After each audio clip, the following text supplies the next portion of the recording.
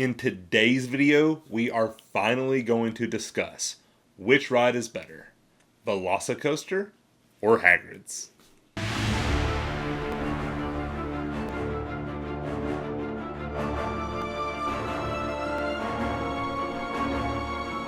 If you're new here, on this channel we talk about all things theme parks, including updates, news, and tips and tricks for your next theme park vacation. So if that's something you're interested in, go ahead and hit that subscribe button. Hey guys, welcome back.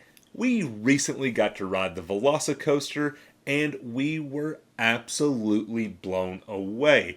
It got us talking amongst ourselves, it got some of you asking, and it even got some of our family asking us, which ride's better? Is Velocicoaster better than Hagrid's? So what we're going to do today is we have 12 categories.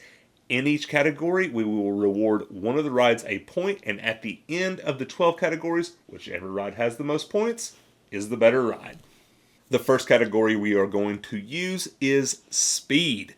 When we think of roller coasters, we think, how fast are they?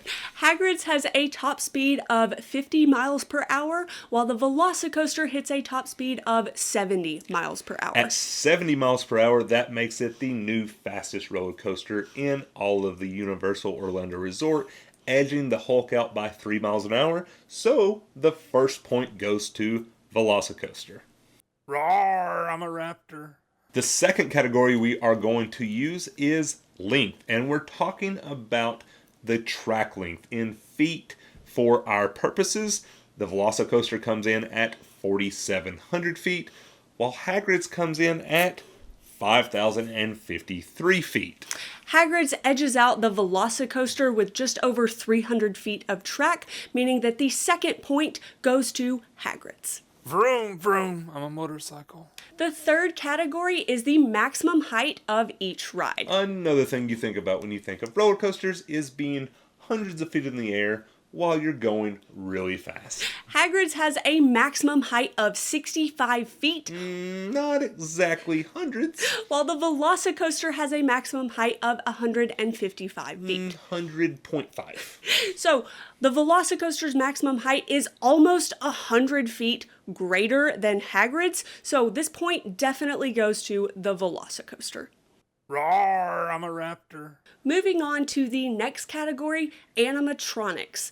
This is something that Hagrid's is absolutely known for, and the first animatronic you come to is Hagrid himself. The first animatronic you come to are the Thestrals.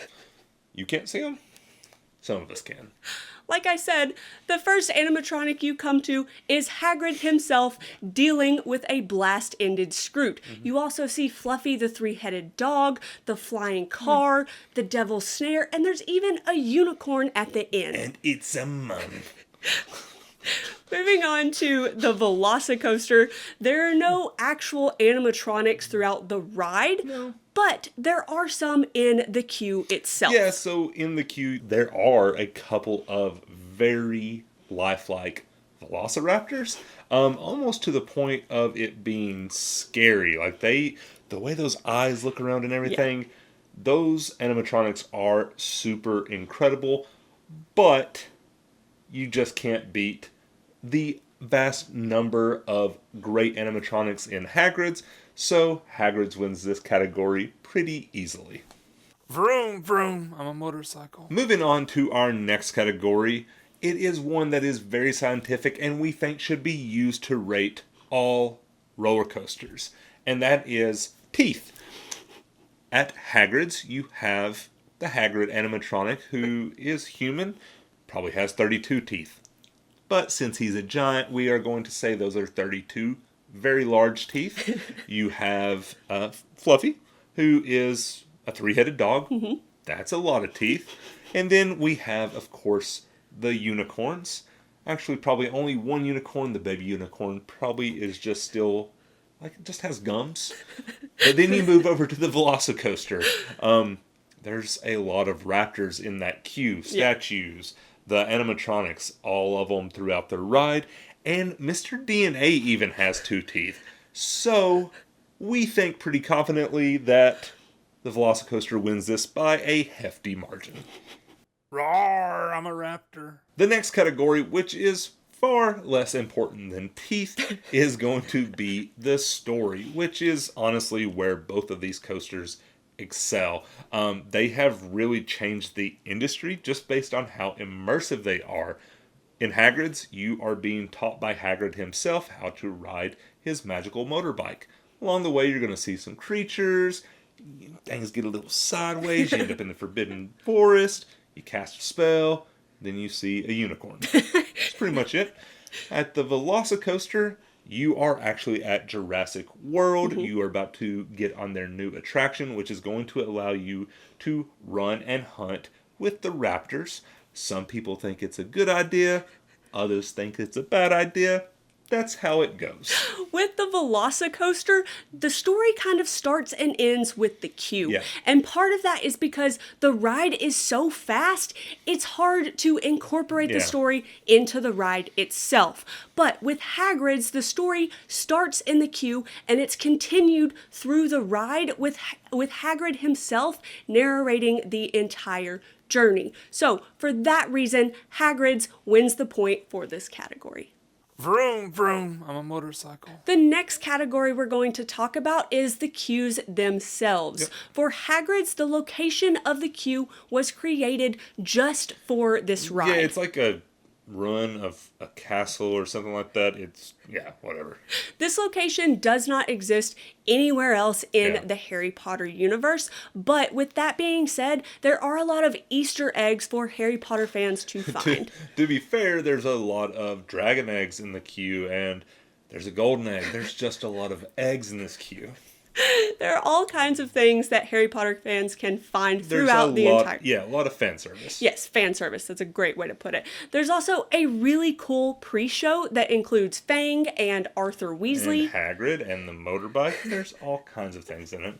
So we just really enjoy walking through this queue.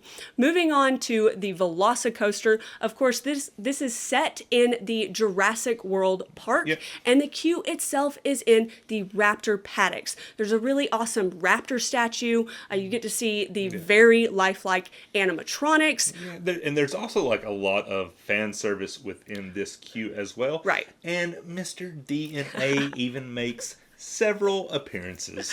We absolutely love Mr. DNA. So with all of these things in mind, it was really, really hard for us to choose which of these queues we liked better. Yeah, it was basically a tie. And then I had a talk with friend of the channel, Matt, at Theme Park Bar, and he made a great point.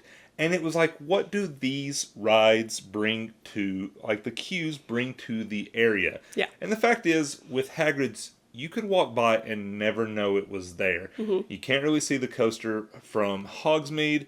You can hear it, but that's about it. Yeah.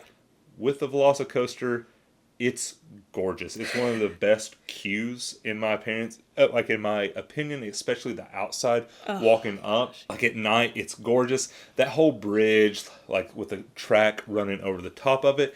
And they have even incorporated other parts of Jurassic World /park area into it. Like with the raptor encounter. Yeah. That's like kind of set up to be part of the ride. It's just the whole package makes it gorgeous, and for that reason we have to give the point to the Velocicoaster.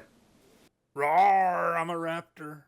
The next category is airtime. And what we mean by airtime is the amount of time that the roller coaster throws you out of your seat and you're only being held in by the restraint itself. Yeah, so on Hagrid's, it's really not that intense. I can't think of, maybe you have a little bit of airtime on the track drop. Yeah. But that's about it.